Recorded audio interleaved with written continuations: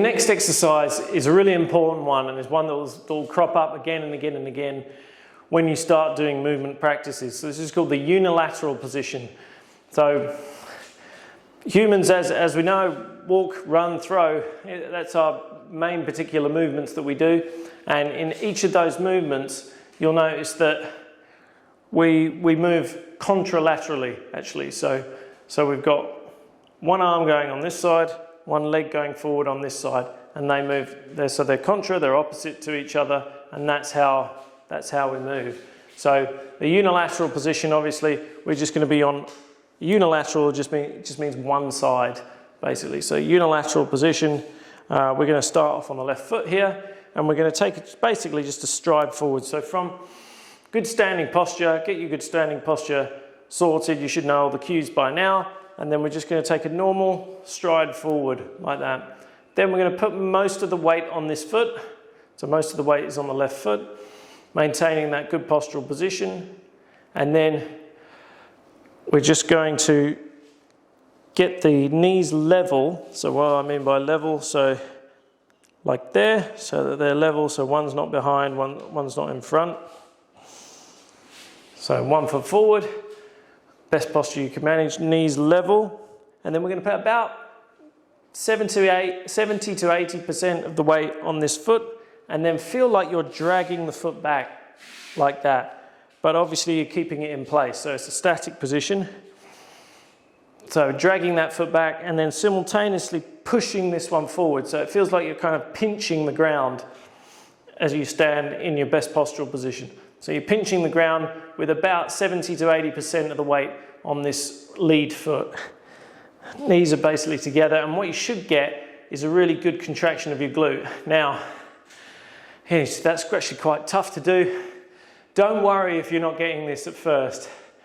You may feel it in some different places. Again, those 3 areas are going to be important. Between the shoulder blades, deep in the core, torso, and like maybe throughout the whole torso, and then hopefully in your glutes. If you're not feeling that, again, it's just a matter of tinkering, getting these positions right, slowly being able to raise your rib cage with your breath further and further, being able to retract your abdomen better and better. All these things come in together, and then all of a sudden, bam, you just start to feel it.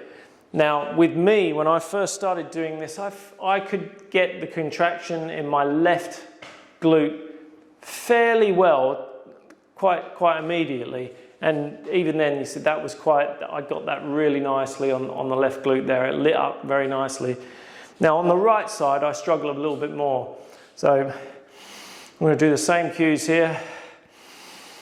Rib cage up, shoulders back, stomach in, posterior tilt, bring the knees in line with each other, and then we're going to pull back on that front foot and then push forward on the back foot, so that pull pinch.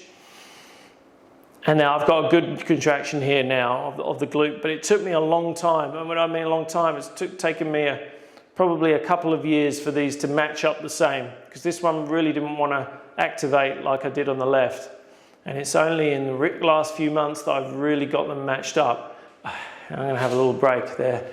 So, but it was slowly getting better all the time on this side. And that's really what's going to happen. You might feel nothing for a good little while, and then if you tinker enough with these exercises, and then you start applying them with fairly gentle movements to begin with, then you'll start to just discover, I'm just starting to feel it where I should feel it.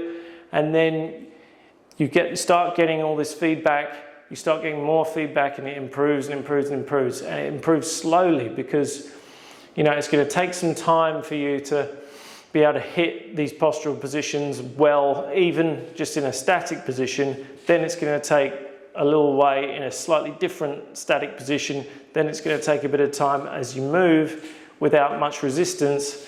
And then, like when you're sprinting, like if I start sprinting, for example, I can hold a very good postural position and maintain my structure for a very short period of time while I'm running. I find it very difficult to maintain while I'm running, so I don't run nearly as much as I used to, because I know that once I lose my good postural position in the action of doing the running. I lose the structural support, and then I'll sink into my dysfunctions again and run with all the dysfunctions. And then that was kind of create this feedback to then start bringing me down back into my problems again. So it's a complicated and it's a difficult process, but you can make little baby steps along the way to improving your posture and improving your movement, and that's what's going to keep you healthy, keep your joints healthy as you age.